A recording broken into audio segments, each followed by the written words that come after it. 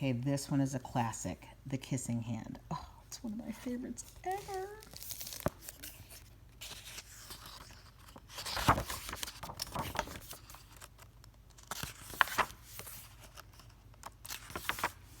Chester Raccoon stood at the edge of the forest and cried. I don't want to go to school, he told his mother. I want to stay home with you.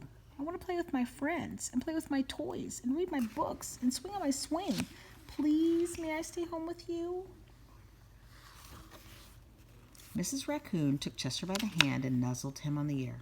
Sometimes we all have to do things we don't want to do, she told him gently, even if they seem strange and scary at first. But you will love school once you start. You'll make new friends and play with new toys, read new books, and swing on new swings. Besides, she added, I know a wonderful secret that will make your nights at school seem as warm and cozy as your days at home. Chester wiped away his tears and looked interested. A secret? What kind of secret? A very old secret, said Mrs. Raccoon. I learned it from my mother, and she learned it from hers. It's called the kissing hand. The kissing hand? What's that? I'll show you. Mrs. Raccoon took Chester's left hand and spread open his tiny fingers into a fan. Leaning forward, she kissed Chester right in the middle of his palm. Chester felt his mother's kiss rush from his hand, up his arm, and into his heart. Even his silky black mask tingled with a special warmth. Mrs. Raccoon smiled. Now, she told Chester, whenever you feel lonely and need a little loving from home, just press your hand to your cheek and think, Mommy loves you. Mommy loves you.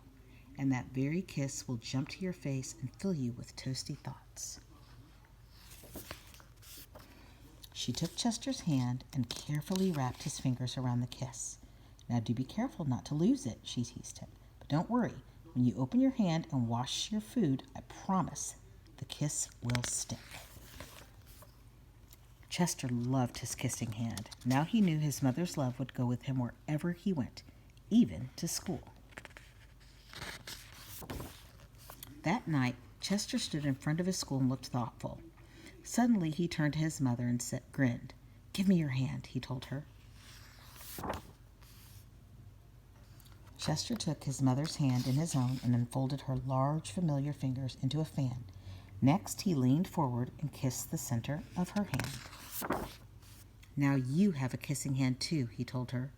And with a gentle goodbye and I love you, Chester turned and danced away.